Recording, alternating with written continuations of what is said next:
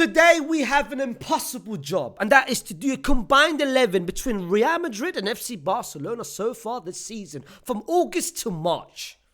And it's going to be a very difficult job, I know this, and listen, you might know me well. I'm very unbiased. I'm very objective when I need to be, okay?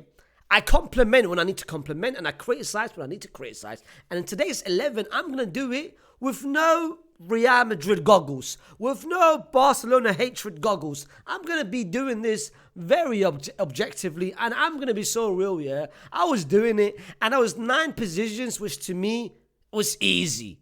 2 positions we are going to be having a debate with. And put down in the comments what your best 11 is. Like I said.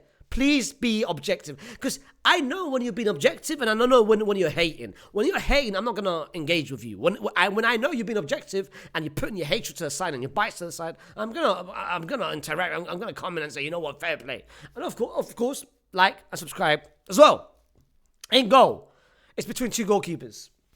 If we're basing this from 2025 and 2025 only, then it's no other than, of course, Szczęsny. I think Szczęsny has been the better goalkeeper just 2025 since he got his chance. But if we're doing it from August till now, I don't think it's very hard to basically debate this. It's, of course, Thibaut Courtois. There's been a lot of games this season, which a lot of people can vouch to this. Whenever we struggle, he is the only one saving us. Like, Thibaut's impact is so highlighted in every single Real Madrid game. We might not play well, which has been a lot this season, but Thibaut has always been the one saving Real Madrid in a lot of games. And without him, God knows where we will be, fam. Right back position, it is easy, is not a debate. Why am I going to waste any time? Because the competition is no one and no one only. And that is, of course, Koundé. I've spoken about Koundé a lot this season. I've spoken about how good he's been in terms of his new role. I've spoken about, for me, a top 2, top 3. He's top 3. I think the best 3 right backs in the world this season has been Koundé, Hakimi, and Trent. No in particular order. I don't mind where you have each person, but he is, of course, within the top 3. And what a role he's had this season, and what an impact he's had this season. Then we have the left back, and again, it's not easy. Is, for me, the best left back in the whole world, and that is, of course, Alejandro Balde, who has been an absolute... Listen, I went on national TV and I said how good he is. I'm not going to repeat what I said again this video. You guys already know how much I rate Balde. Then we have the 2 centre-back positions. And the first one, I'm going to be real, it's Kubasi. First one, it's Kubasi. For me, one of the best centre-backs in the world this season. For me, the best ball player in the whole world. Okay? I think having him in your team, and when you are a team that is building from the back, it's a cheat code, because he can find passes that no other centre-backs can. The short passes, the long passes, the switches, his passing catalogue is elite. The person next to him is between 2 players. And I'm gonna say why it's between 2 players. It's between Raul, Real Madrid player, and it's between Inigo, Barcelona player. Raul got his chances 2-3 months down the line. Inigo was playing, but he was out for a month and a half. So in terms of games they've played, Inigo's played a little bit more games. Both of them has been great. Inigo's been good this season for Barcelona. Raul has been on another level. Another level. From being he saved Real Madrid's season when he came in and when he did what he did over the past 6 months. I think if we never trusted him, and we only trusted him because we were out of numbers. Like our starters was out, our backups was out, our rotation was out. We had to look for the emergencies. We had to look for the dust.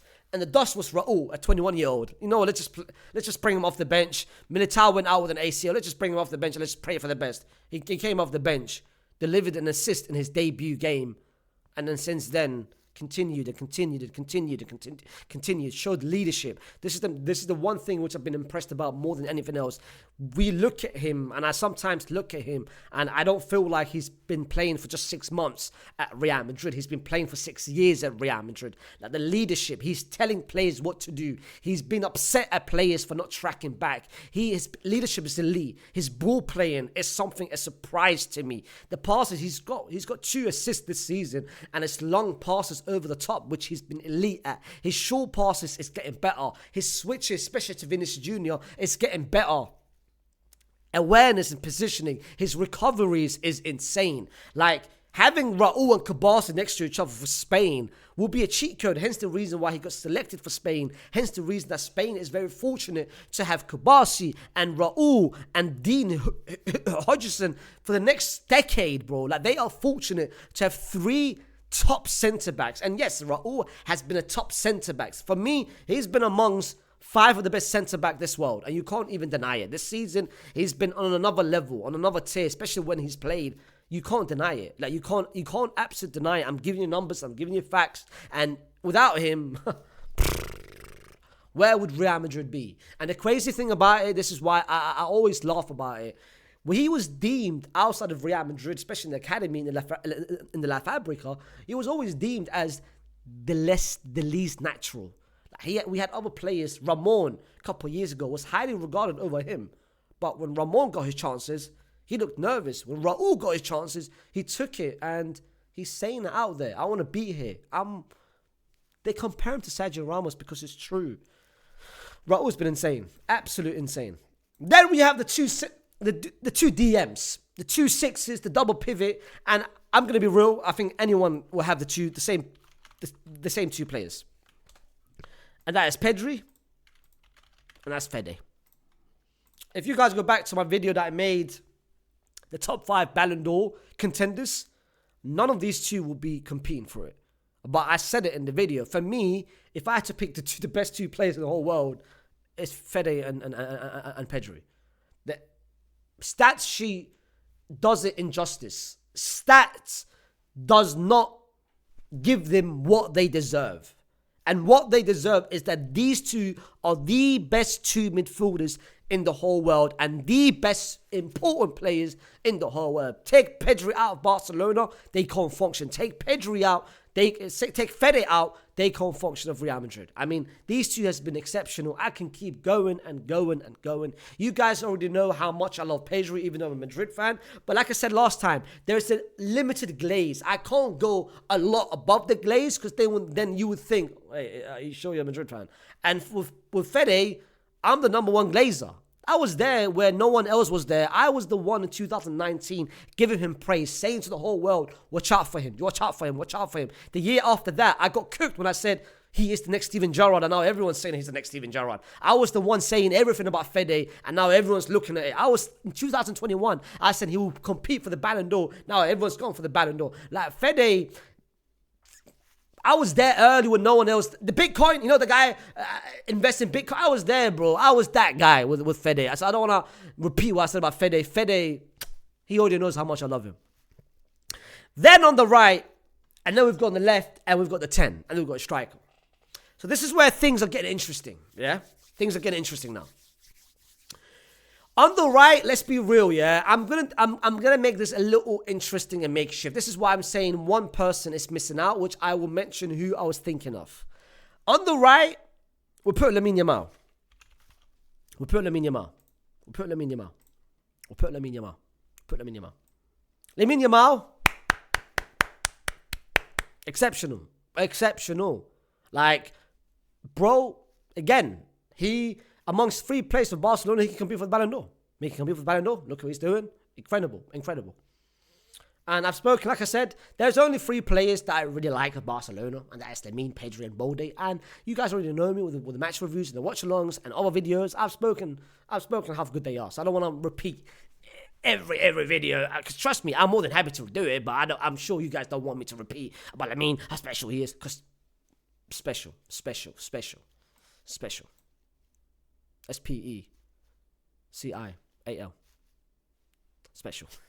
Then we have left and attacking. I don't want people to say, oh, you're a fake Madrid fan. Oh my God, you're a fake Madrid fan. I mean, listen. If you have Vinny Jr. over Rafinha, then you're doing this very, very with bias, with a lot of bias. Vinny Jr. is the better player. Rafinha is having the best season. And that is the reality, and that's the truth. Yes, Rafinha might not be your player. Rafinha might not be your cup of tea. Rafinha might, whatever you have your own opinions about Rafinha, your own perceptions about Rafinha, but we can't deny that what Rafinha is doing this season is something that no other Brazilian has done. In terms of numbers, he's having the greatest Champions League campaign of a Brazilian. Impact, numbers, he's scored over 60% in terms of goals and assists of Barcelona in terms of either equalizers or goals. Now his impact, I said it in the last Ballon d'Or video, this guy can win a Ballon d'Or. If Barcelona wins the Champions League and if Barcelona win the league, Rafinha is your Ballon d'Or winner. They're not going to look at Lamine Yamal, even though he's got some shouts. They're not going to look at Pedri, even though Pedri deserves some shouts. They're going to look at Rafinha because of the impact and the influence he's had in most Barcelona games. He has, as of today, and as of the season, he has become something which is not easy to do. It's not easy to become that person. He has become a GA machine. And only few players can have that tagline. He has become that. You might not see him for 90 minutes. You might not see him for 80 minutes. But yeah, best believe you're gonna see an either goal and assist on the stat sheet from myself. And Rafinha, listen, we can hate on him. I know, that's what we do, Madrid fans. Vinny's better. I know Vinny's better. But this season, let's just put it to the side. But this season, Rafinha's been better than Vinny on the left-hand side. And that is the truth. And that is the reality. And that is it. Then we have the 10 position.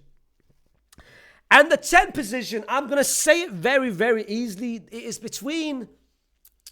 Not the 10, by the way, it doesn't have to be 10. I can move this around. Once I add a player, I can move this. I can make this into a 3-man midfield if I wanted. I can put 2 strikers up front if I wanted. I can change this around. I can put 3 centre-backs. I can put Inigo there if I wanted. This position is between 4 players. Dani Olmo had his moments, then never started. Of course, the whole registration issues. Then he played, and it's been hit and miss. I'm not putting Dani Olmo. Frankie de Jong had his first half of the season, injured, came back, never played, was inconsistent. Last 4 weeks, he's been elite. It's only 4 weeks. Then we have Casado. Casado started very, very well. And then after that, lost his position, got injured, and now he's injured for the whole season. But when he did play, it wasn't like Frankie. Put him to the side. Then we have 2 other players. For me, it's between Jude and Rodrigo. This is where it's going to be a testament of how good people actually understands football. I think Rodrigo deserves to be in there, and I would put Rodrigo in there. I would personally put Rodrigo in there. But I'm not going to put Rodrigo in there. It's because Rodrigo, I'm either going to put him on the right or left. Has he been better than Lamine Yamal this season? No. Has he been better than Rafinha this season? No. The person who I'm going to put in there is Mr. Jude Bellingham.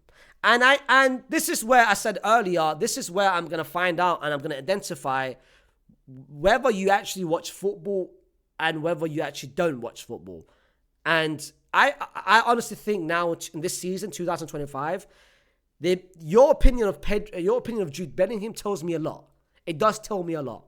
If you tell me Jude Bellingham is having a bad season, then you clearly haven't watched Real Madrid and you haven't watched Jude Bellingham. If you think Jude Bellingham is overrated, that tells me a lot about you as a person. If you tell me Jude Bellingham has been good, but he's been screwed by the system and the numbers doesn't do him justice, then I know you actually watch Real Madrid. Because Mr. Jude Bellingham, alongside Mr. Fede Valverde, has been 2 of Real Madrid's most important players this whole season. You saw the impact when Jude went down, how much we struggled, and how players around him struggled, one of them being Kylian Mbappe. You've seen how much when he is playing, how much of an important role he is in terms of defensively tracking back. We don't have a system. And you guys already know this. watching Real Madrid. I've been saying it since 3 years ago. We have never had a system.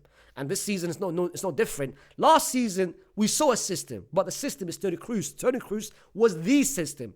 Toni Kroos is no longer here. So this season, we have to rely on having other players adapt and integrate to see what we can do without Toni Kroos. And one of them is Mr. Jude Bellingham. His role has been impacted. His numbers is impacted. But one thing which is not impacted, his performances. His actual performance. Don't tell me the past 2 weeks, because the past 2 weeks, I understand. Since he came back from suspension, he hasn't been the Jude Bellingham that we all know. But go back to the start of the season and go back to Mr. February season. From the forget March. For the whole August to February, end of it, before he got suspended, Jude Bellingham was arguably one of our most important, alongside two of our best players. Without Jude Bellingham, this season, Real Madrid would have never worked out. Early part of the season, where people said, oh, no goals, no assists. My brother, look at his performances. Look where he plays, and look how we struggle without him, and how well we play when he is within this team. That's it. Enough. And like I said to you, I'm going to see in the comments who actually watches Real Madrid and who claims they watch Real Madrid, because there's two complete different things. I know if you watch 90 minutes, and I know if you watch the highlights, or if you go on FootMob, if you actually see, oh, okay, Jude never scored, oh, he must have had a bad game. Because I know the reality. Then we have one more position. We have the guy who is leading La Liga with 22 goals. And we have the guy who is on 20 goals. So that's 2 goals different. In the Champions League, hold on. I think this is very important. This is between two players. It's between two players. Let's put Mbappe. How many goals did Mbappe have in the Champions League? So Mbappe has, again, I'm not basing. I already have my winner, but I just wanna have a look. Mbappe has got 31.5. What about Liwa?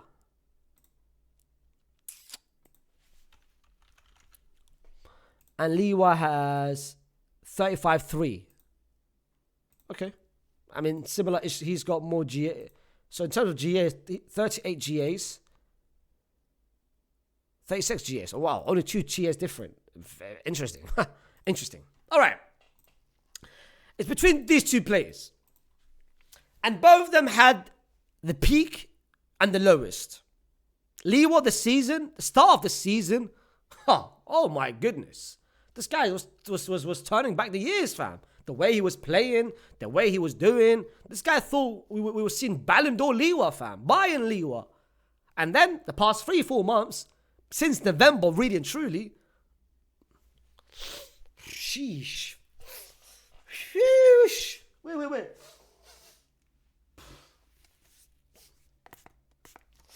Woo. Sheesh.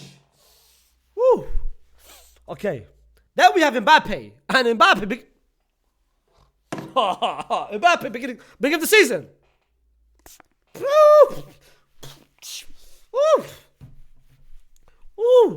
Mbappe recently. Kiki. The Kiki that we all know. The Kiki that we all love. So this is where both of them had the peak moments and the low moments. Goals, GAs wise, they're similar. Finals, Mbappe's got 2 goals in 2 finals. Liwa didn't score in the Super Cup final. Anyway, important goals, they're there. Liwa's got more penalties than Mbappe. So, okay.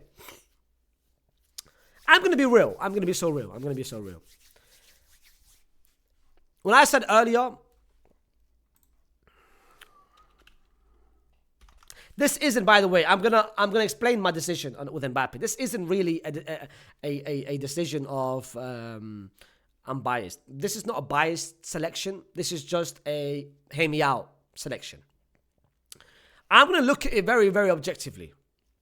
I think Mbappe is not about, one thing I've realized about football is it's not how you start, it's how you finish. And we can go back throughout the whole individual accolades over the past decade, 2 decades, 3 decades, 4 decades. It's not how you start, it's how you finish. And a lot of players in the past has won trophies and selections and Ballon d'Ors and whatever it is due to how they ended the season rather than how they started the season. Liwa, big up you. Big up what you've done. And I will be doing this a combined 11 throughout the whole season at the end of the season. And if Liwa finishes it, better than Mbappe, I will give credit to Lewa and I'll put him ahead of Mbappe. But I think now, heading into April, crunch time, the important part of the business, Mbappe is ahead of Lewa.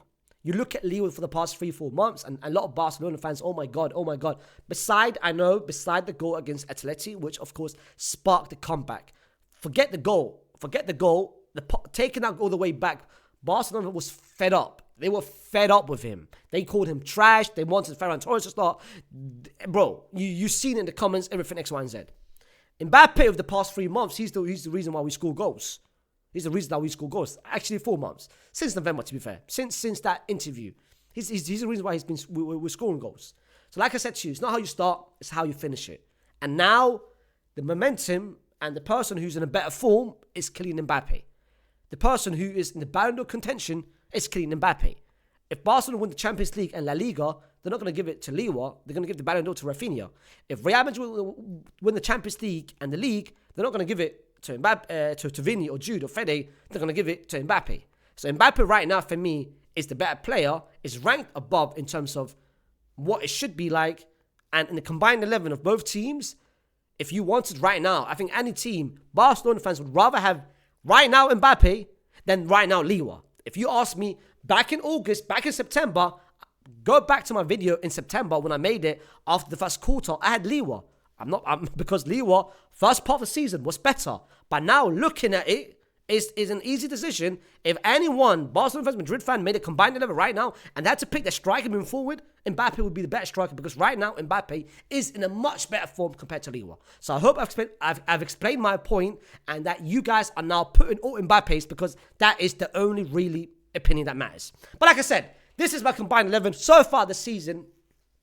Thibaut, Koundé, Kobasi, Raul, Bolden, Fede, Pedri, Lamine, Jude, Rafinha, Mbappe. There is about how many Madrid players? 1, 2, 3, 4, 5. And there is 6 Barcelona players. And I think that is fair to say because both teams are very, very similar where they are. I mean, both teams are tied with the same points. Barca's got a game in hand. Both of them are in the quarterfinals. And both of them are literally in a semi-final, potentially can reach the final of the Cup del Rey. So both teams can actually win a treble, hence the reason why it's very similar. Numbers, put down in the comments what your best 11 is.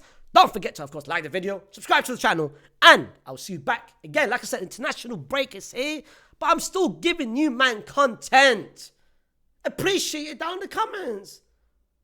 And thank you for the 55k subs as well. I will never forget that. Gracias.